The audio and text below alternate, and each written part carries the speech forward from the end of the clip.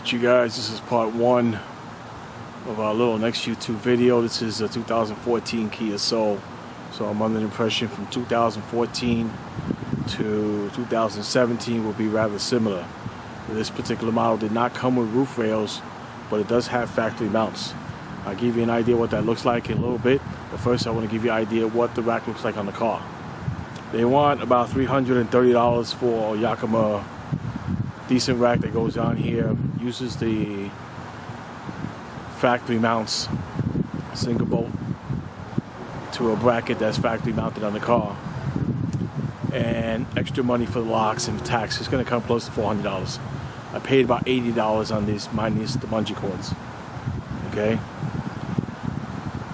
see if I can get in any tighter on this. I have no idea. That's about as tight as I can get. And then I'm going to pause the video, get a little closer, and show you a little better how I mounted it to the car and what I did. I did use 7/8 inside. It's a square tube.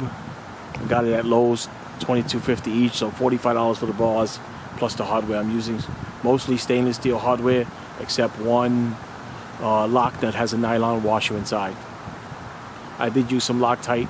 Actually number red on there, and it came off pretty easy with a ratchet. I'm not afraid it will not come off, so I can tell you that. The ends you see on there, the rubber ends, those basically for similar to the bottom of a cane or something like that. I bought them at Lowe's. They barely fit on there. They're already falling off because they're cracking. I'll try to show you that also. Okay, so I'm going to pause the video and get a little closer and give you a better idea of exactly what's going on. Alright? Let's see if I can adjust the camera a little bit better. Angle. That should be a little bit down like that. I think that's a little better. Okay. This is a bracket I made down here. Again, I used 7/8. It's on the inside. It's all 7/8 all the way on the inside. It's just basically some aluminum tubing. I didn't see if I get this focus right. Okay, I didn't need anything else. This is cut.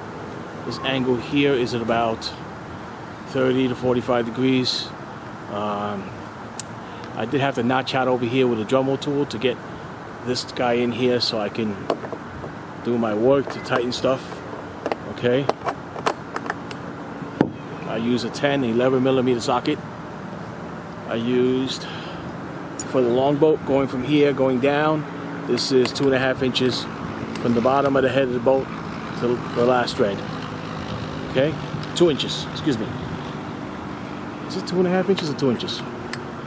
This would be 7/8. It's 2.5 inches, apologize. 2.5 inches. Okay, this is the one going into the car. This is 1 5/8. Okay, they're this size on the pitch. I'm really hoping you guys can read that nicely enough. Okay, M6 by 1. That's different for me since I'm in the US. I understand SAE. I don't understand metric very much, but it did come from those. Stainless steel hardware.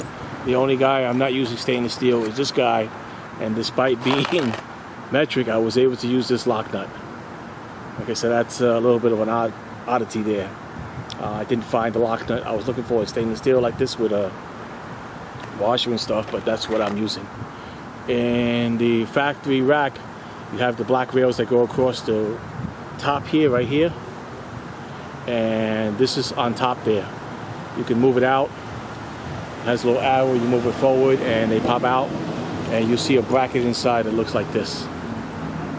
Okay, the bracket inside uses 2 nuts that are held into factory bolts in the roof. Okay, when you use the Yakima, it hooks up to here, the single factory provision in the center. I actually made 2 holes in the foot here and mounted to the factory hardware. When I first did it, I had issue where the rack was actually mounted on the rail, and that wasn't actually proper because it wasn't strong enough. So I looked for a spacer to go underneath this foot, and I found some tubing, some round tubing. I think it was 3/8 on the inside. It went right around the 1/4 inch bolt. Or this is metric, but looks like 1/4 inch.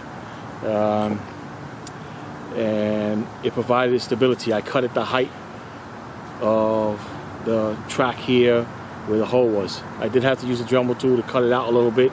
In a couple of ends, it was pretty easy. It wasn't that hard. I'm hoping you have a good idea of what I actually did.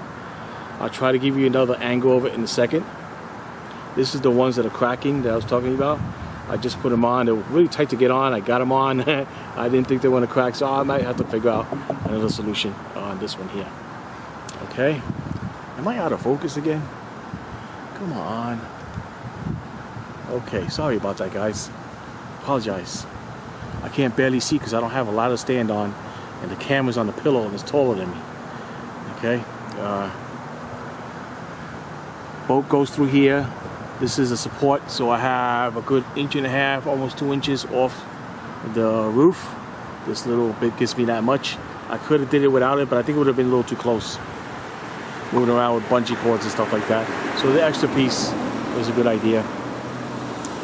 Okay, you guys seen the hardware I use. You've seen where to look for your factory mount.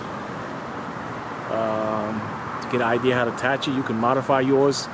I did have an issue with the front rail humming. I mean, making a vibration noise where I thought I could actually break the glass or something like that. But I was doing between 25 and 45. Different things. I thought it was the wind going through here. Not that these.